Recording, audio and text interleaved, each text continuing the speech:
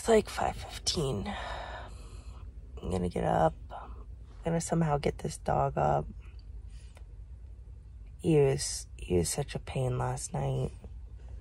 The bed's like north-south, and he wanted to sleep east-west. So I was pretty much falling off the bed the whole night. And I never woke up enough to just wake up and get him to move, which is what I should have done. He seemed like he slept great, though. Glad you slept so well, pal. You'll probably feel nice and refreshed. So there he is. And that's the spot I had for my legs. He's good at sleeping, though. Oh, little guy. Oh, he's in the driver's seat. I guess you're driving today? Are you going to be driving today? Okay, so it's 6:30. I was hoping to leave by 5:30, but somebody, no names will be mentioned, didn't want to get up. Who could that have been? Huh? So, I'm too nice. I just need to make him get up and move. But, yeah, and I haven't figured out the dog time allotment, taking him for a walk. He's a mosier. So he goes out and does his business, but then he wants to just, like, hang out and sniff everything. So I don't cut him off. I let him sniff. So that's my fault. So hence we're an hour late leaving Alamosa, but, it's only like a 40-minute drive, I guess, from here to the park. So we'll still get there, before 7:30, I guess. So hopefully not too much crowds, but it probably would have been better to be there right now, but that's okay. We'll get there. Right, Bubs? Little sleepy guy. You little sleepy guy? Yeah, you a good boy, though.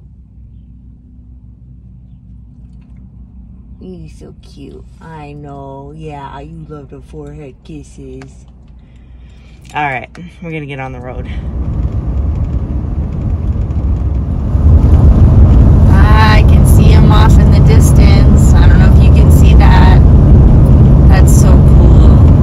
I think the neatest part so far, not that I'm there yet, but is actually the diversity of the terrain here.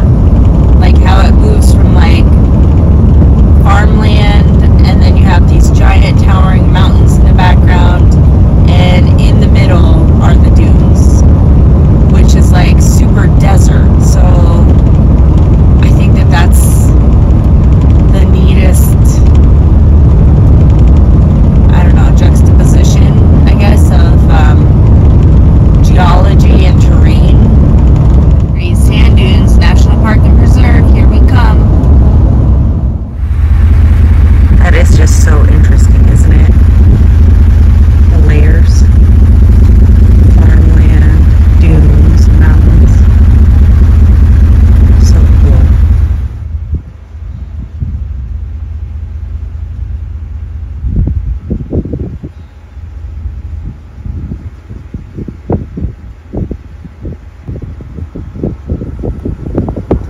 I can see the water at the bottom, so it's at least wet.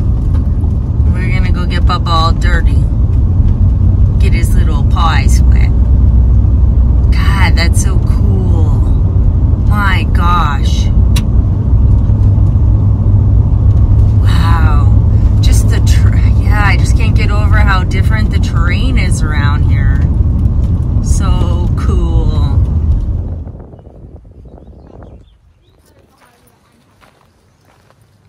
Come on, Bubs, let's go check it out. What do you think? It's like being at the beach, but different. Come on. Come on. Don't be scared.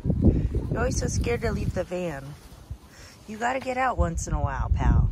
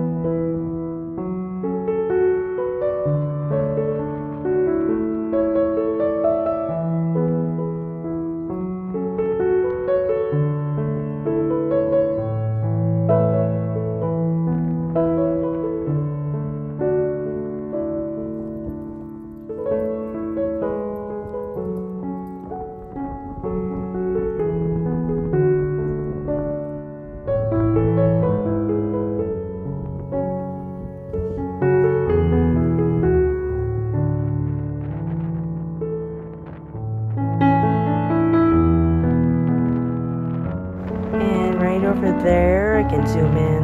You can see people for scale. See them up there? Hiking up the dunes.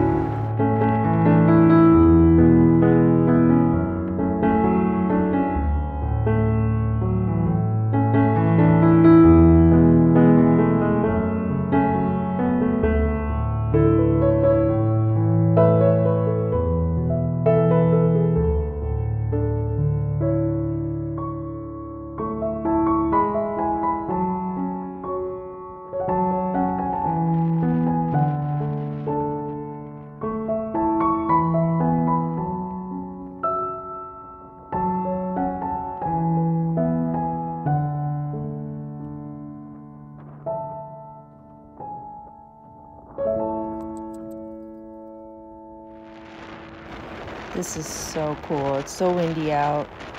The wind just erases our footprints.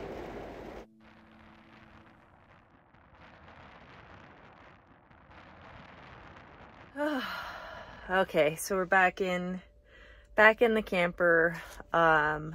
We walked a bit.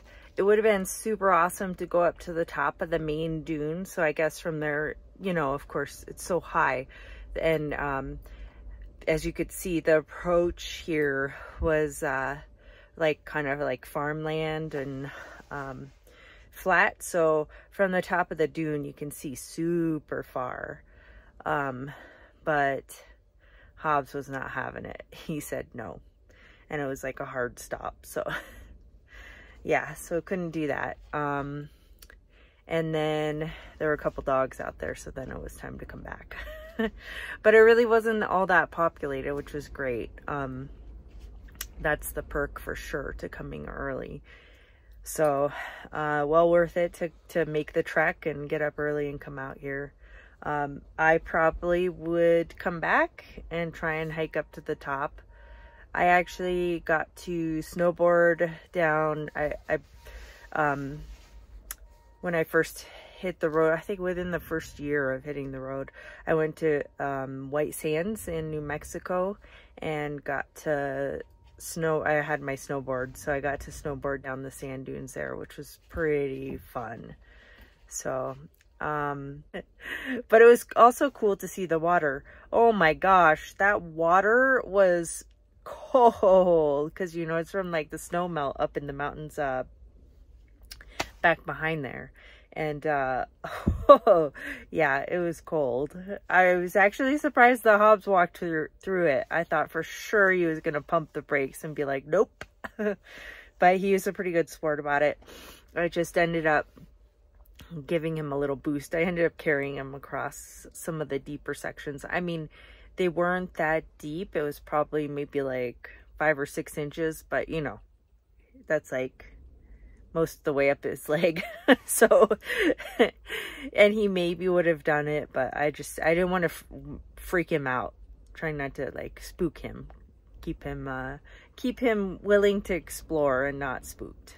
So yeah, so now I think I might get a second cup of coffee because it's that kind of day. So I'm going to do that right quick before we leave here, and then carry on down the highway and see if I can find somewhere cool to camp for a while. All stocked up on groceries, all stocked up on water, so should be good to go for a while.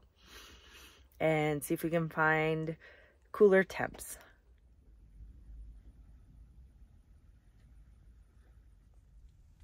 So we got here maybe, thanks Hobbes, big sigh. We got here maybe an hour and a half ago, and there were only maybe like half a dozen cars in the lot and about half a dozen behind me, and now almost all the spots are taken except for the RV spots. So it's 9 o'clock, fills up fast. So for whatever it's worth, if you're planning a visit, I did read this is the time of the year that it's especially busy, and that's because the creek is running, so it attracts a lot more visitors, especially on the weekends. They said on the weekends you might be waiting over half an hour in line just to get into the park, so something to keep in mind. And then they said even during the week when the creek's flowing. So it is past its maximum flow right now, but at the same time there's still water there. So they said it's pretty popular during that time of year, so plan accordingly.